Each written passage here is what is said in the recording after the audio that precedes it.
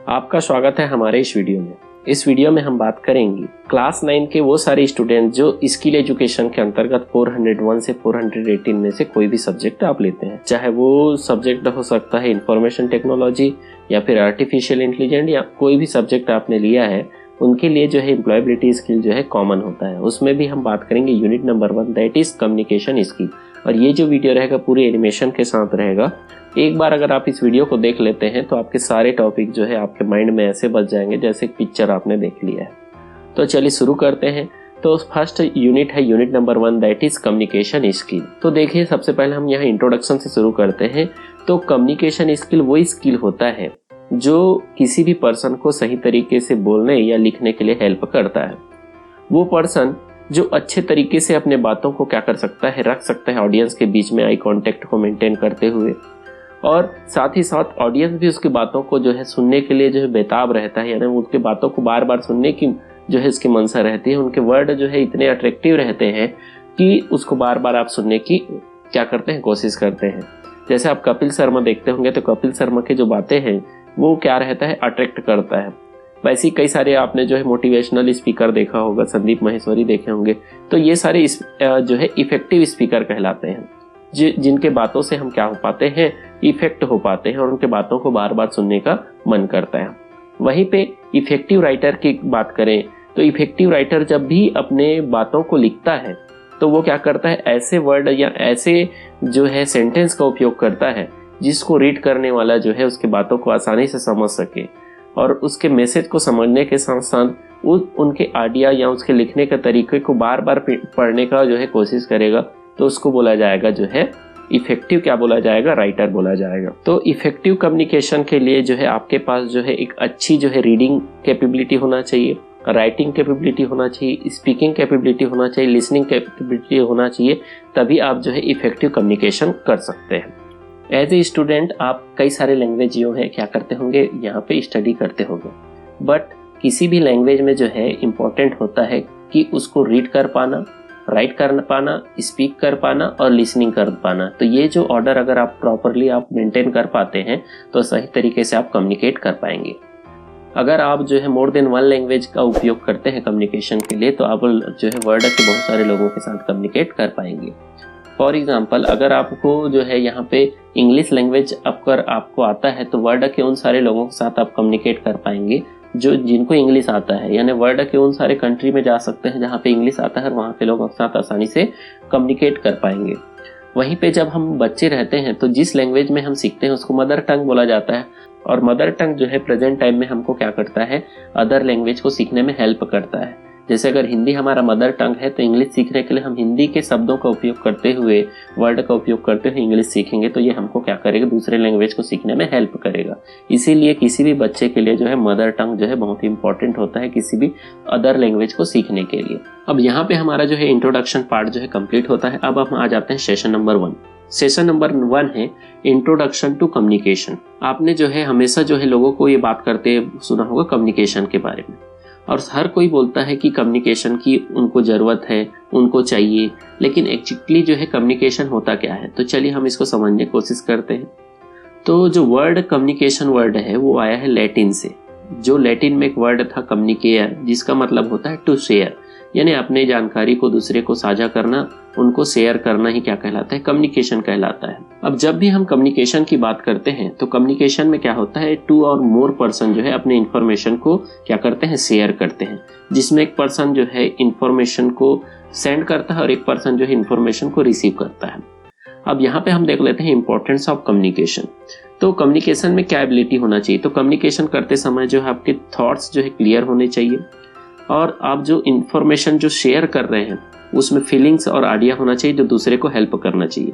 For example कि आप जो है किसी को कुछ इन्फॉर्म करना चाह रहे हैं या फिर आप किसी को इन्फ्लुएंस करना चाह रहे हैं अपने कम्युनिकेशन के थ्रू, तो ये कम्युनिकेशन के थ्रू जो है पॉसिबल होता है कि आप किसी को इन्फॉर्म कर सकते हैं और किसी को इन्फ्लुएंस कर सकते हैं। अब यहाँ पे कम्युनिकेशन के लिए क्या क्या चीज़ की ज़रूरत है, तो यहाँ पे नीड्स ऑफ कम्युनिकेशन देख लेते हैं। तो सबसे पहले होना चाहिए कि कम्युनिकेशन में इन्फॉर्म होना चाहिए। तो जब भी आप कम्युनिकेशन करते हैं तो आप कम्युनिकेशन के थ्रू जो है आप अपने फैक्ट्स या इन्फॉर्मेशन को दूसरे को बताते हैं। फॉर एग्जांपल, अगर आपका जो फ्रेंड है वो स्कूल नहीं गया है तो आप उसको नेक्स्ट डे जाने से पहले जो है उनके घर में जाके अगले दिन होने वाले जो एग्जाम के टाइम टेबल के बारे में बता सकते हो। तो आप इन्फॉर्म कर रहे हो, जो स्टूडेंट नहीं गया है उसको आप जानकारी दे रहे हो, तो ये भी एक कम्युनिकेशन है। दूसरा, इन्फ्लुएंस। आप जानते हो कि आज के समय में जो है आप सब स्टूडेंट या फिर कई सारे लोग जो है डिप्रेशन में रहते हैं और कहीं ना कहीं उनके पीछे जो है उनके कई सारे जो है पर्सनल रीज़न भी हो सकते हैं, इमोशनल या फिर उनके जो वर्क प्रॉब्लम के कारण हो सकता है। ऐसे में अगर आप उसको जो है अपने बातों के द्वारा जो है इन्फ्लुएंस करके उनके जो टेंशन है या उनके जो इमोशंस है उनको अगर आप दूर कर पाते हैं तो आप कम्युनिकेशन के द्वारा जो है उन्हें इन्फ्लुएंस कर सकते हो, उसको चेंज कर सकते हो, इसके स्ट्रेस को कम कर सकते हैं। नेक्स्ट यहाँ पे एक्सप्रेस फीलिंग। जब भी आप जो है क्या करते हैं, कम्युनिकेशन करते हैं तो अपने फीलिंग को क्या कर पाएंगे, एक्सप्रेस कर पाएंगे, ताकि आपके एग्जैक्ट बातों को जो है आपके पेरेंट्स या फिर आपके जो रिलेटिव हैं उनको आसानी से समझ आ सके या आपके फ्रेंड समझ सके।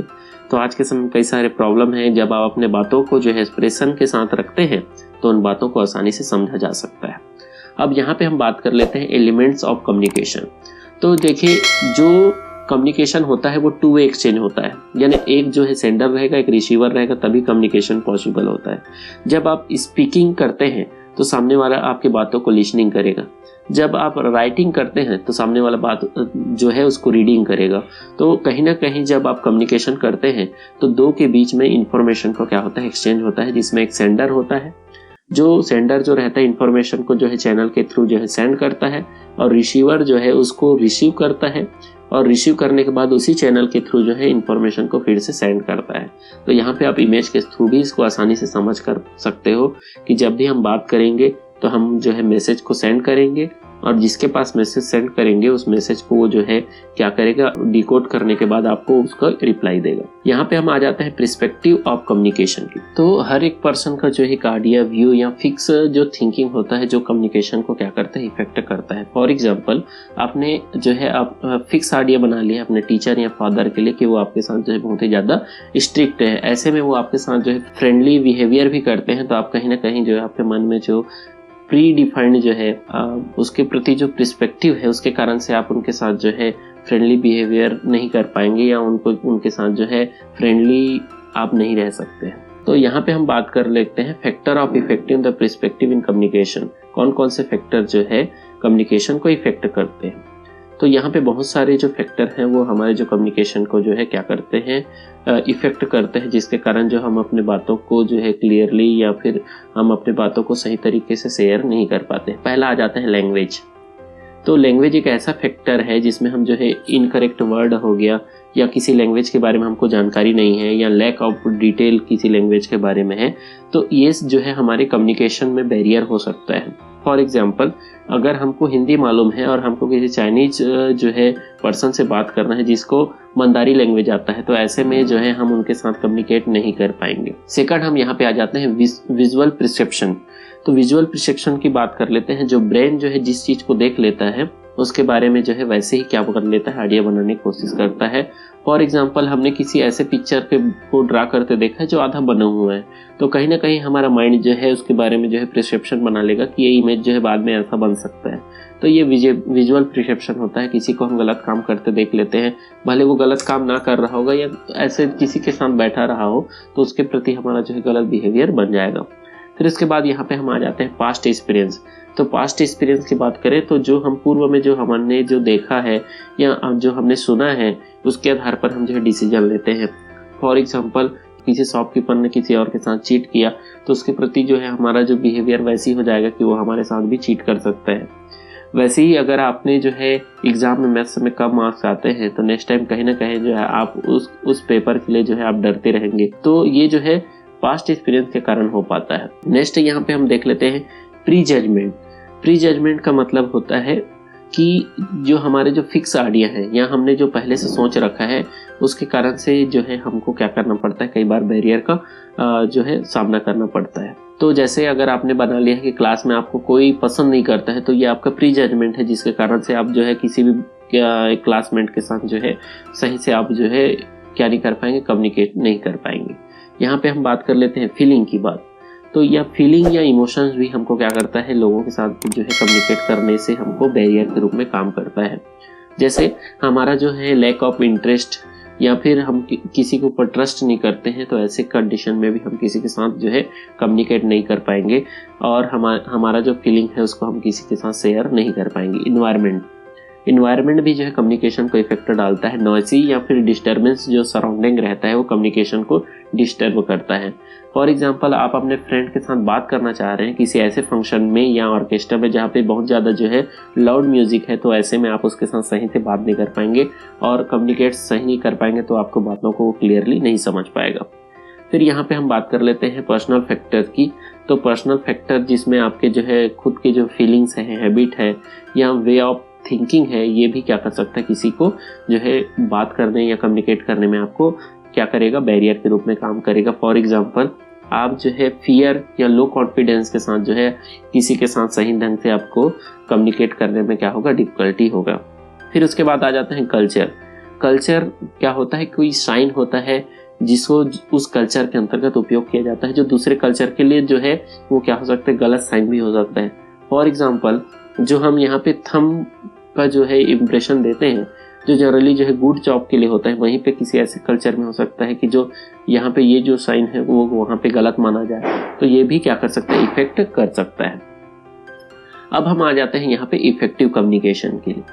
तो इफेक्टिव कम्युनिकेशन की बात कर लेते हैं। तो इफेक्टिव कम्युनिकेशन के लिए जो है 7 Cs का होना बहुत ही जरूरी है, तो जिसको प्रिंसिपल ऑफ जो है कम्युनिकेशन भी बोला जाता है। ये 7 Cs क्या है, तो 7 Cs को हम समझ लेते हैं, जिसमें फर्स्ट C का मतलब होता है क्लियर, सेकंड C का मतलब होता है कॉन्साइज, थर्ड C का मतलब होता है कॉन्क्रीट, फोर्थ C का मतलब होता है करेक्ट, और यहाँ पे फिफ्थ C का मतलब होता है कोहेरेंट, और 6 C का मतलब होता है कंप्लीट, और 7 C का मतलब होता है कर्टसी। तो एक एक करके हम यहाँ पे समझने की कोशिश करेंगे।